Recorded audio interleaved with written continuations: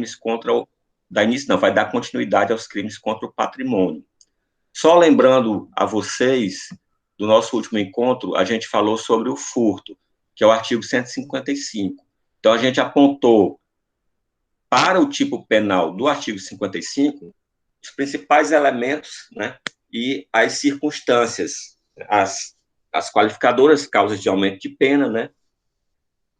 Então, só lembrando alguns pontos principais, né, o furto seria subtrair para si ou para outro em coisa alheia móvel. Então, essa subtração tem um caráter de clandestinidade. Esse para si ou para outrem, ele é elemento subjetivo específico, né? Então, a subtração de um bem móvel, né, que não tem essa finalidade de transferir o ânimo de propriedade, não seria furto. E eu dei o exemplo do furto de uso, né?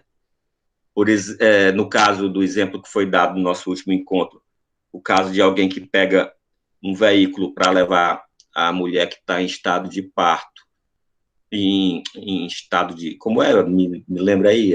Trabalho de parto. E em seguida devolve o veículo no mesmo local. Isso não seria considerado furto, pois ele não teria esse propósito de transferir o ânimo de propriedade. E viu também que, em relação aos principais elementos, ele é um crime comum contra o patrimônio, né, que essa é a objetividade jurídica do tipo penal, comum tanto quanto ao sujeito ativo quanto ao sujeito passivo. Inclusive, o dono da coisa pode ser sujeito ativo do furto, quando essa coisa está em poder legal de outra pessoa.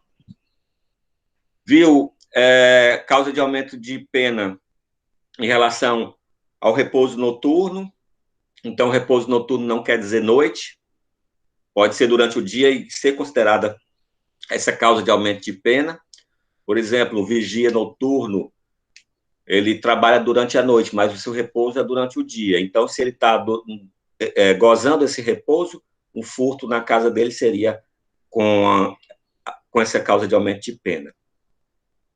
Temos também causa de diminuição de pena, no caso do sujeito ser primário e a coisa ser de pequeno valor, né? Aí, no caso, se é considerado até um salário mínimo. Então, nós vamos ter a possibilidade do juiz, o dever do juiz substituir a pena de reclusão pela detenção, né? E isso faz toda a diferença, porque altera o regime de cumprimento inicial da pena. Vocês viram no semestre passado que, por força do artigo 33, a reclusão ela pode iniciar em regime fechado, semiaberto ou aberto, mas a detenção é semiaberto ou aberto. Ou a aplicação de um redutor da pena de 2/3, ou a multa. O parágrafo 3º, eu acho que eu não cheguei nem a comentar o parágrafo 3º, mas equipara a energia elétrica a coisa móvel. Ou, por exemplo, o gato de energia, né? O gato de energia é considerado furto. E aí, nesse caso, a gente viu que é a hipótese que a classificação desse tipo penal passa a ser crime permanente e não instantâneo, como é a regra geral. Vimos que tem furto qualificado quando há destruição ou rompimento de obstáculo à subtração da coisa, por exemplo, arrombar uma porta. Também há a qualificadora com abuso de confiança mediante fraude, escalada ou destreza. Por exemplo, se você é furtado por um amigo que tem acesso à sua casa. Então, nesse caso, há o abuso de confiança. A gente ainda viu o uso de chave falsa para qualificar o furto. E ainda o concurso de pessoas qualifica o crime. Temos, no parágrafo 4A, a gente viu também que, e aí foi alertado para que vocês tenham cuidado em relação à doutrina e os códigos que vocês estão estudando, que tem que estar atualizado a partir de 2018, porque houve alteração, aliás, inclusão do parágrafo 4º e do parágrafo 7º, que se refere a explosivo. Então, quando há o uso de explosivo para a prática do furto, há a qualificadora do parágrafo 4A. Quando há o furto de explosivo ou acessório, há a qualificadora do parágrafo 7º-A. Vimos ainda que há uma qualificadora quando o veículo é levado, ultrapassa fronteiras, quer seja fronteira estadual ou fronteira entre os países, e viu também que a qualificadora do se a subtração for de semovente domesticável de produção. Por exemplo, furtar gado, né?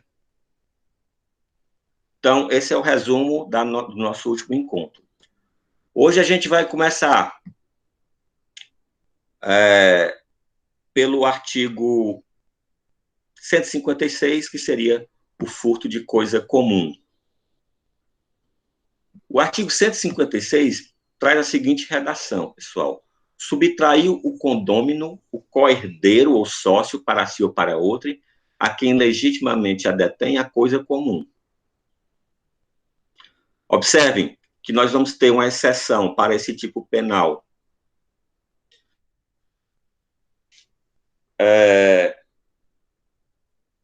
Da ação penal, então nós temos aqui um crime de ação penal pública condicionada à representação.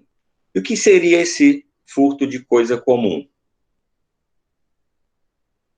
O que seria esse condômino, co-herdeiro, sócio?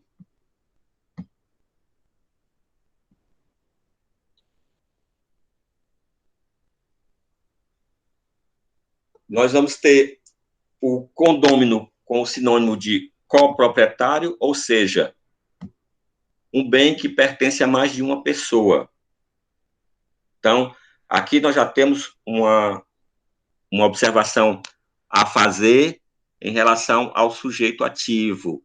Então, aqui é crime próprio. Então, só quem pode praticar é o condômino, ou seja, aquele que tem a copropriedade, o herdeiro, né? E aí a herança é o Instituto de Direito Civil, que significa um conjunto de bens deixados por uma pessoa em razão de sua morte, então, quando pertence a mais de uma pessoa. Sociedade, né, também Instituto de Direito Civil. Então, a reunião, né, contratual de pessoas que combinam bens ou serviços, né? Então, sendo a finalidade comum. Então, só essas pessoas podem praticar o furto de coisa comum. Quanto à objetividade jurídica, nós estamos no segundo título, que é o crimes contra o patrimônio, então, aqui a proteção ao patrimônio.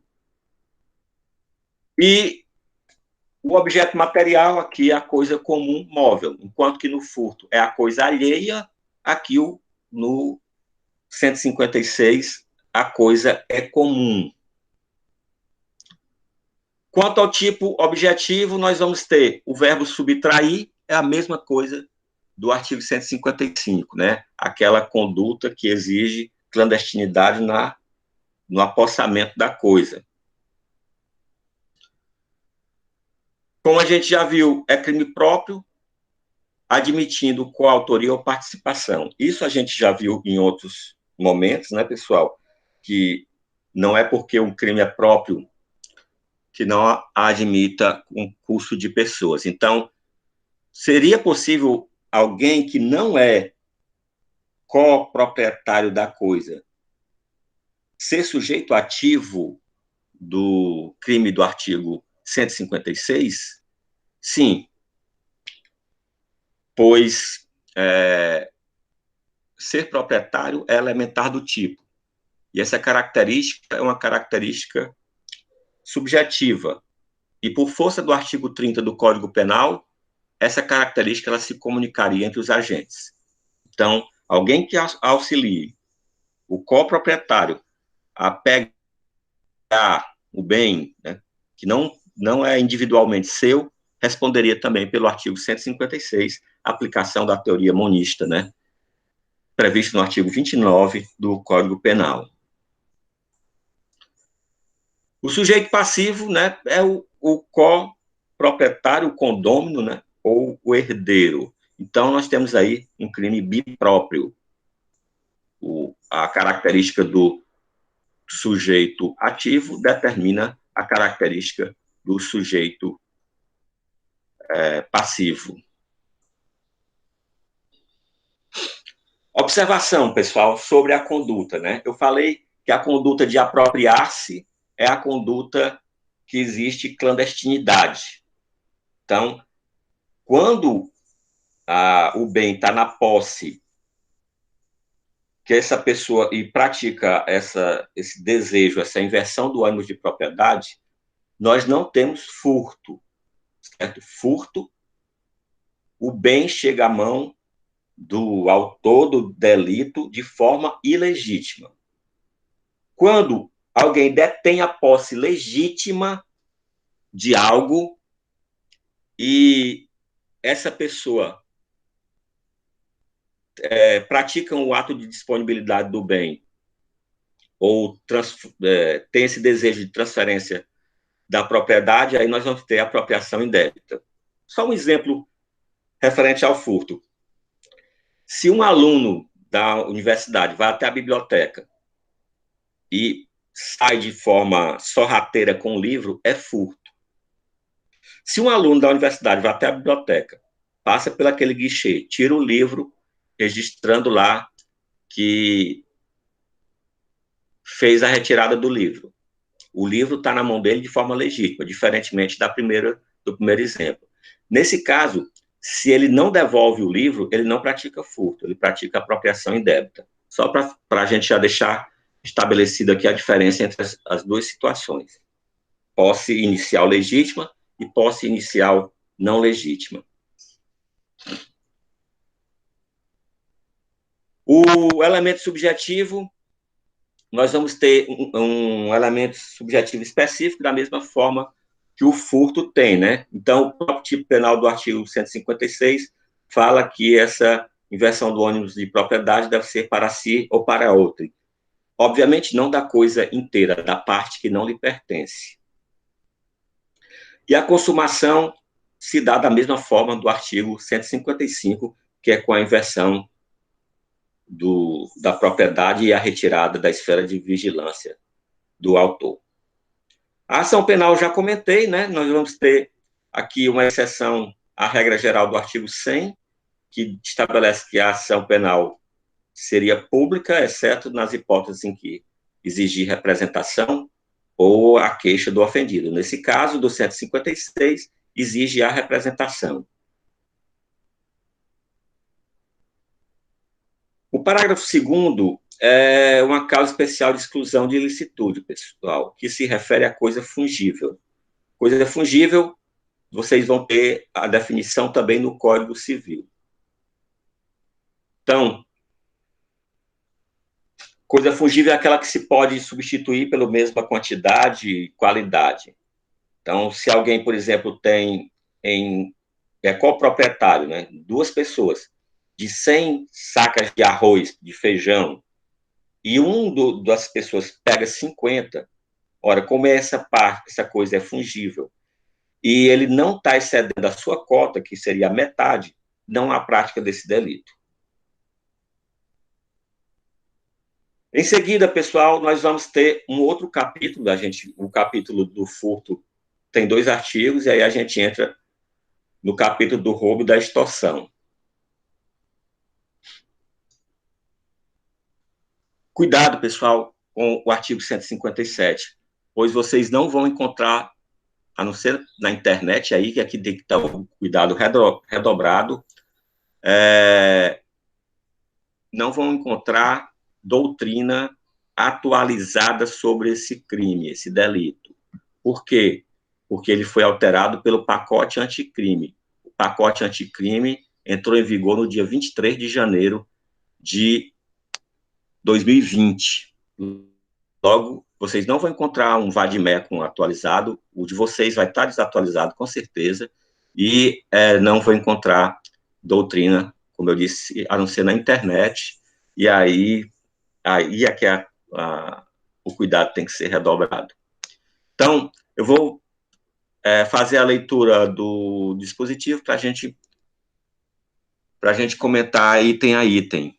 Então, nós vamos ter, no artigo 157, o roubo, subtrair coisa alheia móvel para si ou para outrem, e aqui, até aqui não há diferença do furto, né? Então, nós vamos ter a diferença, porque o roubo é subtrair coisa alheia móvel para si ou para outrem, mediante grave ameaça ou violência à pessoa, ou depois de havê-la, por qualquer meio, reduzida à impossibilidade de resistência. Nós vamos ter uma conduta que é equiparada ao caput e que é chamada de roubo impróprio. Então, na mesma pena, incorre quem, logo depois de subtrair a coisa, emprega violência contra a pessoa ou grave ameaça, a fim de assegurar a impunidade do crime ou a detenção da coisa para si ou para terceiro. Vamos ter causa de aumento de pena. Quando há o concurso de 2 ou mais pessoas, se a vítima está em serviço de transporte de valores, o agente conhece tal circunstância.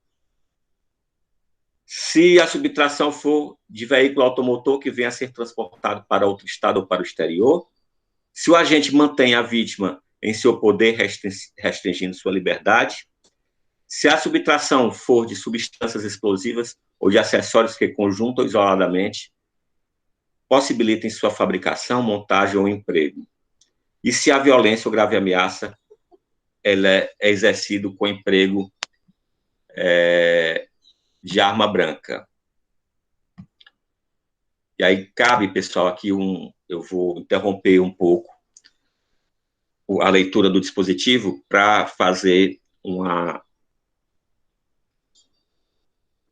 comentário acerca dessa questão da arma branca.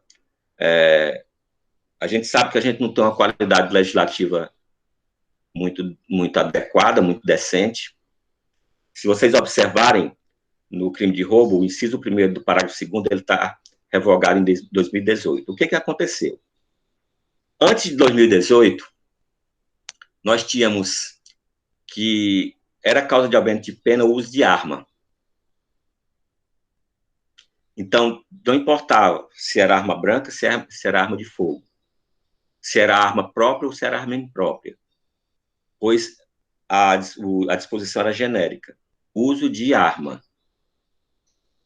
Quando foi em 2018, o legislador colocou uma qualificadora com o uso de arma de fogo.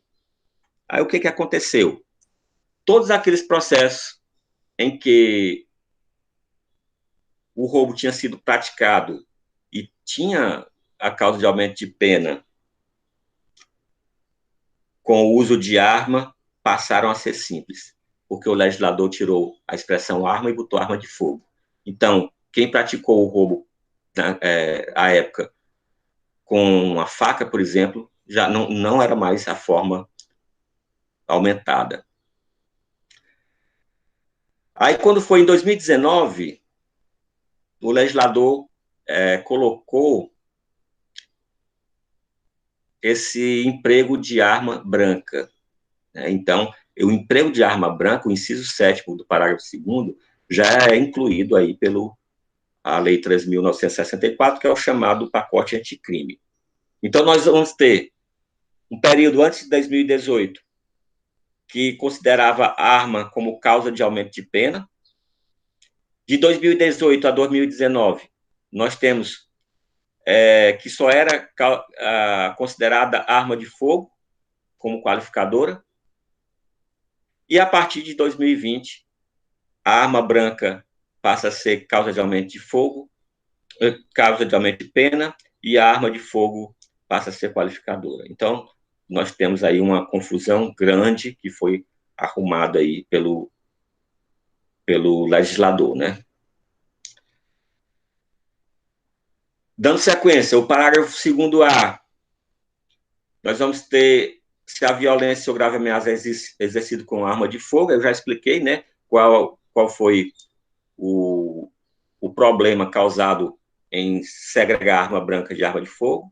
Houve uma confusão, e aí há um período em que o uso de arma passou a, se não fosse de fogo, passava a ser o roubo simples. Se a destruição ou rompimento de obstáculo mediante emprego de explosivo ou artefato análogo que cause perigo comum. Então, esse dispositivo também está lá no artigo 155. Nós vamos ter a questão, nesse inciso segundo do parágrafo 2A, a questão do perigo comum. Então, se causa esse perigo comum, aí há o concurso de crimes entre o artigo 157 e o artigo 251 do Código Penal, que é o crime de explosão, um crime contra a incolumidade pública, um crime de perigo comum. Em seguida, tem o segundo B, que é a violência ou grave ameaça com emprego de arma de fogo de uso restrito ou proibido. Nesse caso aí, a duplicação da pena, né? A pena em dobro. E parágrafo 3º, que é a qualificadora pelo resultado. Nós vamos ter lesão corporal grave ou resultado morte. Então, são as qualificadoras. Vamos à análise agora dos principais elementos do tipo. Então, nós vamos ter a diferença, como a gente viu, do roubo próprio e do roubo impróprio. Então, no caput, nós vamos ter o roubo próprio. É um crime complexo. Crime complexo é aquele que tutela mais de um bem jurídico. Então, se o roubo é a subtração de coisa alheia móvel com uso de violência ou grave ameaça, nós temos dois bens jurídicos tutelados em relação à violência, que seria a propriedade em relação à subtração da coisa, e em relação à violência, a integridade física. E quando há o roubo mediante grave ameaça, nós vamos ter também dois bens jurídicos tutelados. Nós vamos ter a propriedade, que é a subtração da coisa, e a ameaça fere o bem jurídico, liberdade individual. Então, isso que é um crime complexo. Existe doutrina que diz que crime complexo seria o somatório de dois outros crimes, por exemplo, furto mais lesão corporal, furto mais ameaça. Mas, a meu ver, o conceito mais adequado de crime complexo é aquele que tutela mais de um bem jurídico. Furto mais lesão corporal, a tutela é da propriedade e da integridade física. Furto mais ameaça, nós temos aí a tutela da propriedade e da liberdade individual. Daí que a gente classifica esse crime como crime pluriofensivo, né? Então, ofende a mais de um bem jurídico. Quanto ao objeto material, nós temos a coisa alheia móvel, em relação, né, como ele é pluriofensivo. Objeto material, coisa alheia móvel em relação ao patrimônio e em relação à integridade física ou à liberdade individual à pessoa. Então, na verdade, nós temos, por ser um crime complexo, dois objetos materiais. Não se aplica, no caso do roubo, diferentemente do que a gente viu no caso do furto, o princípio da insignificância.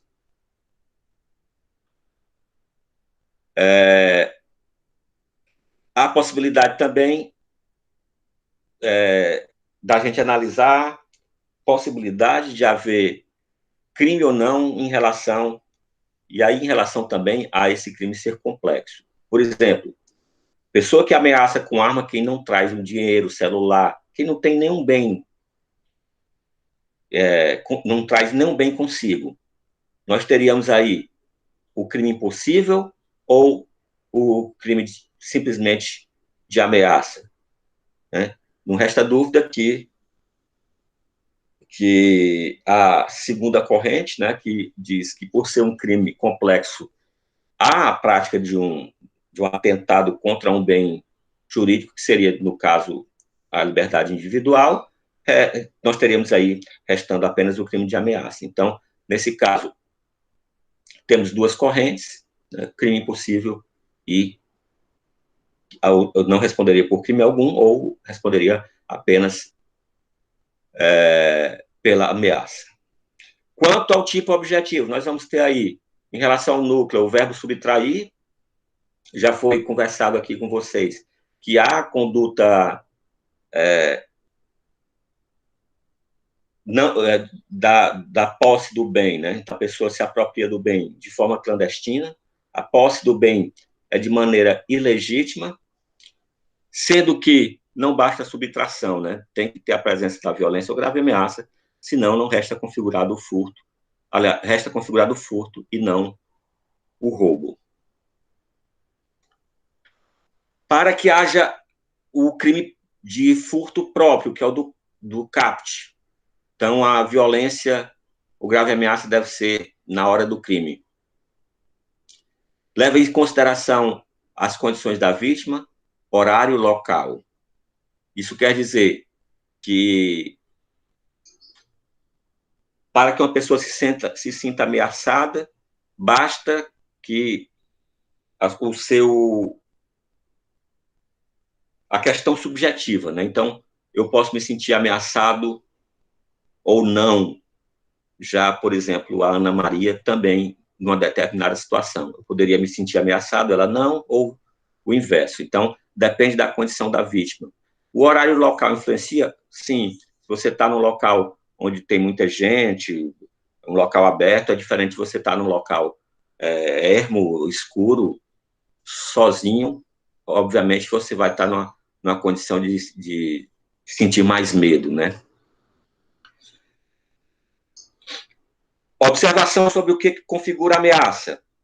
O simulacro de arma, né? Então, não é considerado o uso de arma, se, por exemplo, uma arma de brinquedo, mas é considerado para ameaça, porque, obviamente, a pessoa se sente constrangida, ameaçada. Não tem como a pessoa saber se aquilo ali é uma arma ou não, né?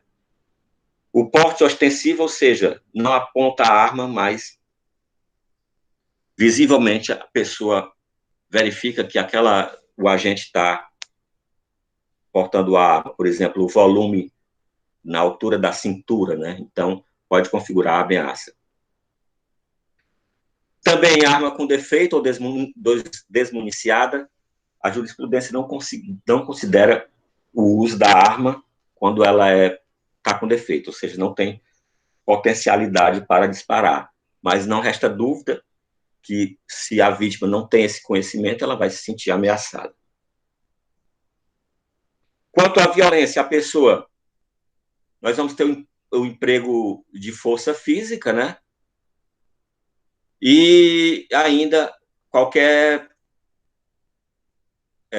situação que possa reduzir a resistência da vítima. Por exemplo, drogar, aquele famoso Boa Noite Cinderela. Aquilo não é furto, aquilo é roubo, certo? É crime comum, e quanto ao sujeito passivo, nós vamos ter dois sujeitos, né? Aí, como nós temos dupla subjetividade jurídica, patrimônio e a pessoa, né? A pessoa referente à integridade física ou à liberdade individual, nós podemos ter sujeito passivo diferente. Vamos supor que eu ande na rua com o celular da minha mulher. Então, alguém chega, me ameaça e leva o celular. Então, minha mulher é a vítima patrimonial, porque o bem pertence a ela, e eu sou a vítima da violência, né? Porque a conduta a ameaça recaiu sobre a minha liberdade individual. Então, nós temos aí dupla subjetividade passiva.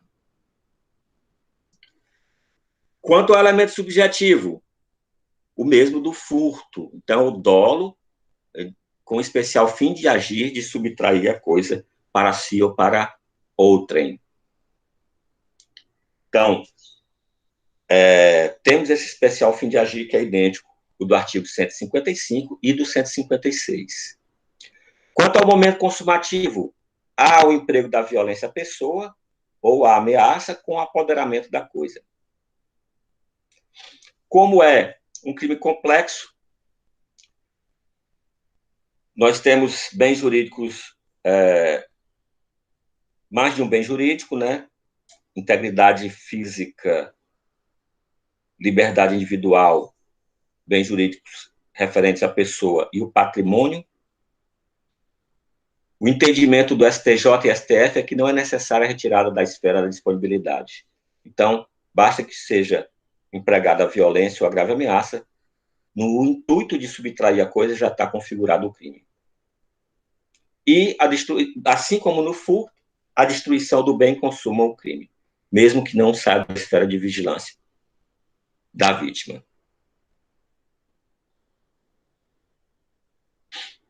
Quanto ao concurso de crimes, vamos dar um exemplo aqui, uma pessoa que entra num transporte público e anuncia um assalto. Então, vamos supor que tenha 2 passageiros. E alguém entra com arma e ameaça. Se há subtração apenas do bem de um passageiro, só há um roubo. Então, em concurso de crime, a gente vai analisar a subtração do bem e não a grave ameaça. Se no transporte público há grave ameaça para 2 passageiros e a subtração dos bens dos 2, aí no caso nós temos 2 roubos em concurso formal impróprio. O que isso quer dizer? Na parte final do artigo 70, que é que trata do concurso formal, fala de desígnios autônomos. Há a subtração de mais de um bem, há desígnio autônomo, então nós vamos ter o somatório das penas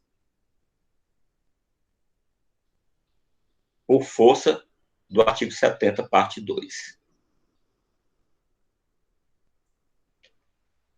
Só complementando, né, o que eu acabei de dizer, se a gente vai verificar para ver se há concurso a subtração dos bens. Então, se há grave ameaça apenas para um e a subtração de vários, ele vai responder por tantos bens, né, vamos supor que tenha 10 pessoas no ônibus, e ele subtrai os bens de todas as 10, ele vai responder por 10 crimes de roubo. Em relação ao roubo impróprio, que é o que traz o parágrafo 1º, a diferença vai ser em relação ao momento da violência ou grave ameaça, pessoal. Então, também chamado por roubo por aproximação, é uma modalidade de roubo simples, né? Então, ela é apenas uma conduta equiparada ao caput. A diferença é que no caput há a violência ou grave ameaça no momento da subtração e no roubo impróprio nós vamos ter a grave ameaça ou violência posterior à subtração.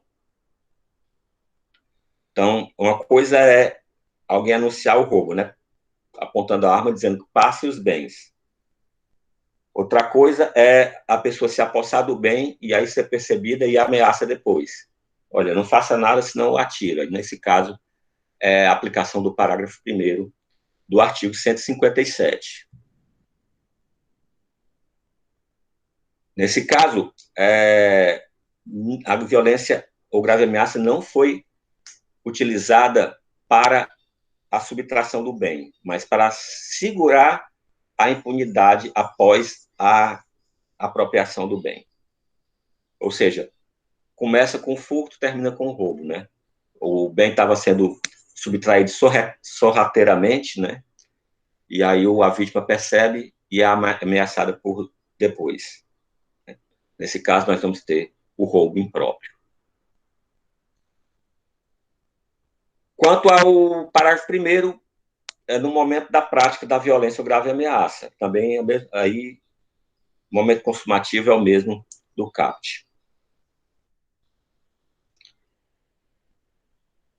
A diferença aqui do caput para o parágrafo 1º em relação à tentativa é que no caput não há dúvida de que cabe tentativa, enquanto que no parágrafo 1º há divergência doutrinária, certo?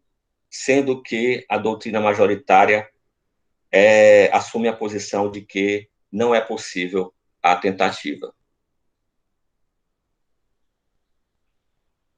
Em relação às causas de aumento de pena, que já foram lidas aqui, nós vamos ter o inciso primeiro.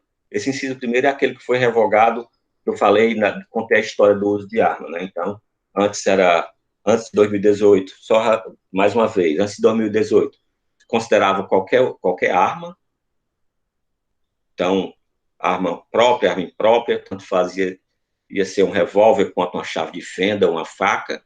A partir de 2018, passou a ser só arma de fogo. Então, aquelas pessoas que respondiam crime pela causa de aumento de pena com o uso de arma, que praticaram roubo usando uma faca, houve a desclassificação do crime para o roubo simples. E após 2018, aí, há a punição de forma diferenciada quando há o uso de arma branca ou o uso de arma de fogo, e ainda mais o uso de arma restrita. Concurso de 2 ou mais pessoas, aqui não há o que explicar, a mesma coisa que a gente já comentou para o furto, né? Então, pune-se porque quando há uma pluralidade de agentes,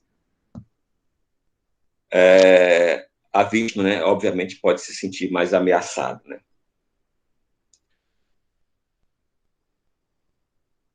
Em seguida, vítima em serviço de transporte de valores, observem, o legislador é claro em relação à questão de não poder se aplicar a responsabilidade objetiva no direito penal. Então, a questão da vítima em serviço de transporte de valores tem que ser de conhecimento do agente que ela está transportando valores.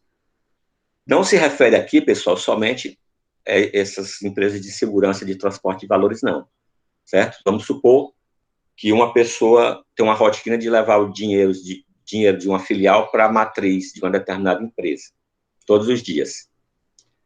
Alguém toma conhecimento do fato e aí aborda ela no caminho e subtrai, né, o dinheiro, mediante violência ou grave ameaça. Nesse caso, essa vítima estava em transporte de valores.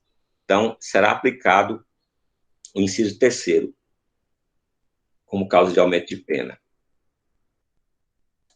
A questão de veículo automotor transportado para outro país ou estado, esse dispositivo também tem lá no furto. Esse resultado, né, obviamente, é posterior à subtração, apesar do agente ter a intenção desde o início. E a política pública de segurança em relação a isso é a questão da maior dificuldade de recuperação do bem.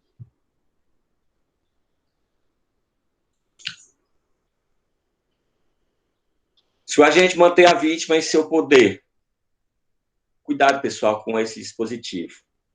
Para não confundir com extorsão ou extorsão mediante sequestro, ou sequestro em cárcere privado. No caso aqui, pessoal, a manutenção da vítima em poder do agente tem que ser por um tempo juridicamente relevante, um tempo que ultrapassa aquele destinado à subtração do bem. Então, porque se de outra forma, a gente poderia configurar qualquer roubo com essa causa de aumento de pena. Então, o agente, após sofrer o roubo, vamos supor, roubam o carro e mandam o dono do carro para o assento do carona. E aí, a pessoa que roubou o carro, né, conduz a vítima até um local mais isolado para dificultar que ele comunique à autoridade. Isso seria uma hipótese da aplicação dessa causa de aumento de pena, né? Se ultrapassar esse tempo, certo? Pode configurar outro crime, por exemplo, o crime de extorsão ou o crime de sequestro e extorsão mediante sequestro ou sequestro e cárcere privado, a depender, certo, da objetividade jurídica, do elemento subjetivo, né? E da objetividade jurídica, né? Porque aí nós vamos ter, além do patrimônio, a questão da liberdade individual da vítima. Inciso 6º, pessoal, foi incluído no artigo 157, em 2018. Então, cuidado com doutrinas e com o VADMEC que você está estudando, que pode não ter esse dispositivo.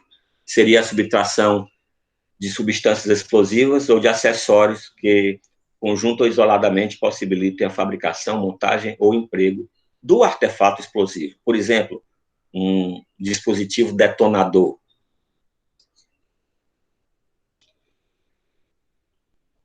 Observem que o inciso 7º aí, eu já alertei a vocês também sobre a questão do pacote anticrime. Então, o inciso 7, ele entrou no artigo 157, entrou em vigência a partir do dia 23 de janeiro desse ano já, 2020. Então, a violência ou grave ameaça exercida com o emprego de arma branca, por exemplo, um punhal. O 2A, temos mais causas de aumento de pena, só que com um aumento maior, que seria a violência ou ameaça exercida com o emprego de arma de fogo. Então, aqui no anterior seria arma branca, aqui arma de fogo. Se há destruição do rompimento de obstáculo mediante emprego de explosivo ou de artefato análogo que cause perigo comum, aqui a mesma explicação lá do furto também tem esse dispositivo. Então, se há efetivamente provado que houve o perigo comum, além do roubo com a causa de aumento de pena, será o agente responsabilizado também pelo artigo 251, em concurso formal, pelo crime de explosão. Artigo 251, crime de perigo comum e concreto, né? Deve haver a prova de que realmente o explosivo, a explosão, levou perigo a um determinado número indeterminado de pessoas.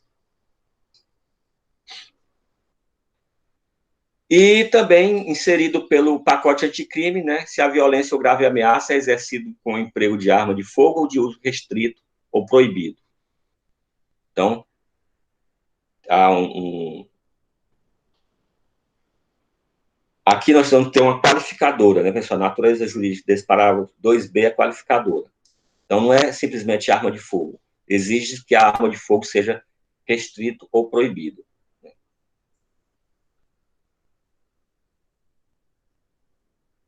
E aí, pessoal, nós vamos ter uma qualificadora pelo resultado. Se da violência resulta lesão corporal grave, lesão corporal grave aqui inclui grave e gravíssima, é o que contém no parágrafo 1º do artigo 129, incisos 1 e 2, certo? E o resultado morte é o chamado latrocínio. Só uma observação, pessoal, é que latrocínio, por ser uma qualificadora do artigo 157, ele é um crime contra o patrimônio, não é um crime contra a vida. Logo, a competência para processar e julgar um crime de latrocínio não é do tribunal do júri, é de juiz de vara criminal, juiz singular. Porque as varas do júri são competentes para processar e julgar somente os crimes dolosos contra a vida. Crimes contra a vida são aqueles 4 que a gente viu no início da nossa disciplina, né? O homicídio, instigação auxílio ao suicídio, o infanticídio e o aborto.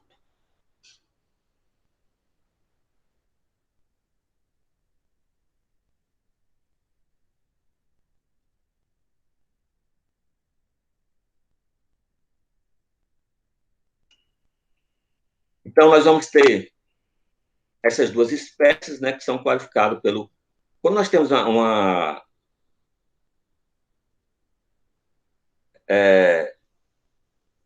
como nós temos uma qualificadora pelo resultado, pessoal, observem que a intenção da vítima é... A intenção do agente, desculpe, objetiva o patrimônio e não a vida. Por isso que não é de competência, como eu acabei de falar, do Tribunal do Júri. Pessoal, tem um erro nesse... Tem um erro nesse slide, e aí eu peço desculpa a vocês, eu vou atualizar, porque o pacote anticrime, eu dei uma geral e acabei deixando passar isso. Diz aqui, latrocínio não é crime hediondo. Isso está errado, viu, pessoal? Eu vou corrigir antes de mandar, vou mandar de novo para vocês. Latrocínio é crime hediondo agora, isso foi alterado em 2020 pelo pacote anticrime. Então, o pacote anticrime, ele aumentou muito o rol de crimes hediondos. E se vocês forem na Lei 8.072,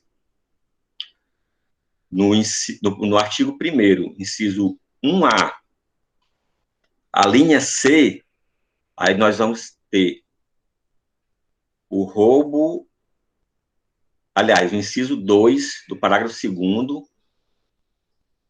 da Lei 8.072, nós vamos ter 3 incisos que foram incluídos pelo pacote anticrime. Então, vai ser hediondo o roubo circunstanciado pela restrição de liberdade da vítima, que a gente acabou de ver, parágrafo 2º, inciso 2, o roubo circunstanciado pelo emprego de arma de fogo, ou pelo emprego de arma de fogo de uso proibido ou restrito, o 157, parágrafo 2A, inciso 1, e o 2B, certo, que a gente acabou de ver, e o qualificado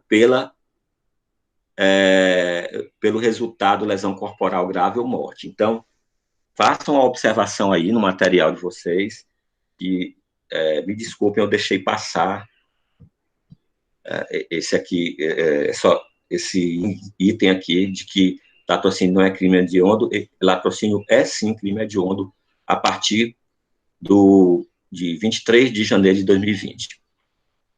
Como eu já falei para vocês, a competência para processar e julgar é de juiz singular, não é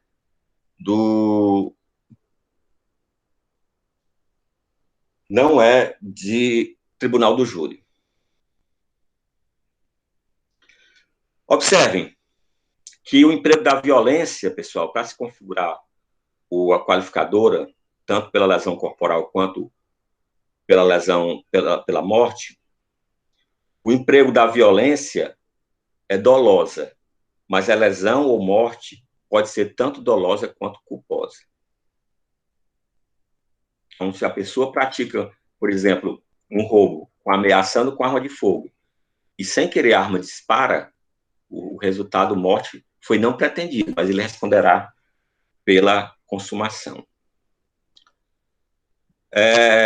Como é que se dá essa consumação? Pessoal, nós temos algumas combinações que a gente pode fazer, porque o latrocínio é a subtração mais a morte. Então, o que a gente vai verificar para o que a gente vai verificar para constatar se houve o latrocínio consumado ou tentado? A morte, certo? Então, você sempre verifica a morte. Então, se a subtração for consumada,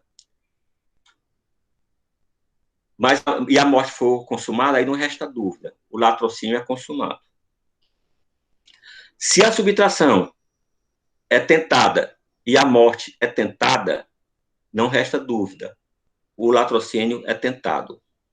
Se a subtração é tentada e a morte é consumada, observem a morte. Então, o latrocínio é consumado. Se a subtração é consumada, mas a morte é tentada, observem a morte. O latrocínio é tentado.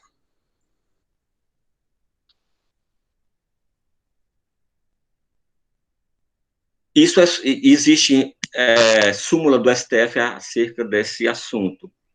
Então, a súmula do STF vai ter a seguinte redação: a crime de latrocínio, quando o homicídio se consuma, ainda que não realize o agente a subtração de bens da vítima. Então, aquelas 4 hipóteses anteriores representam aí o que diz a súmula 610 do STF.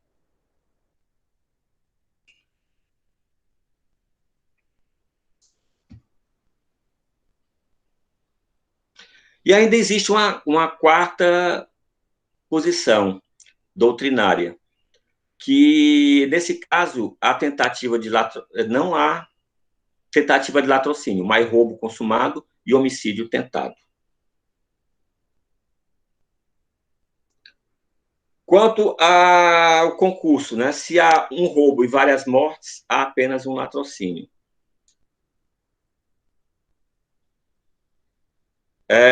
Observem o concurso de agentes, o que fala o artigo 29 e 30 em relação a concurso de agentes, a aplicação da teoria monista, né? Então, se mais de uma pessoa pratica um crime, elas responderão pelo mesmo crime, e o artigo 30 determina que em circunstâncias pessoais ou características pessoais, elas não vão se comunicar entre os agentes, salvo se essas características forem elementares do tipo.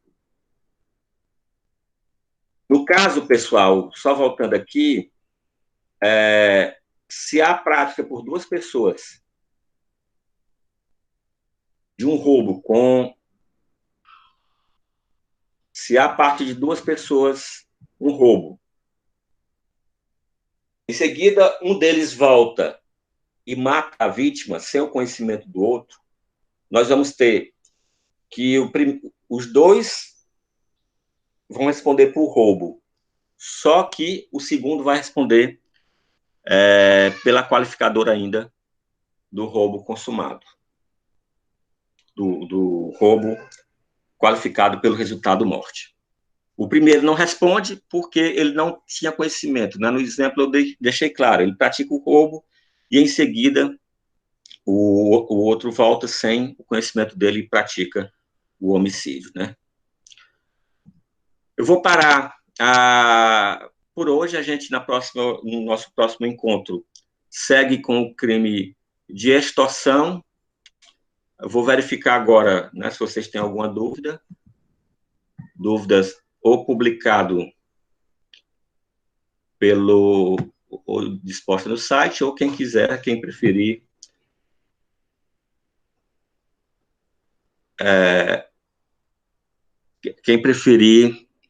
pode fazer pelo microfone.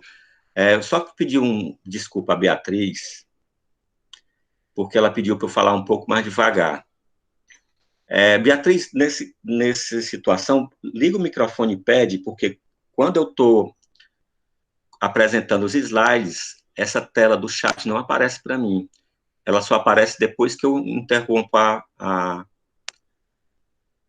a exibição dos slides, certo? Aí eu peço desculpa por não ter visto isso e por ter continuado a falar rápido, mas na próxima, eu lhe prometo que eu vou tentar falar um pouco mais devagar, tá bom? E aí vocês fiquem liberados para que ocorrências durante a apresentação, liguem o microfone e falem, certo? Por essa explicação. Essa tela não aparece para mim enquanto eu estou olhando passando a apresentação dos slides. Tá ok, pessoal?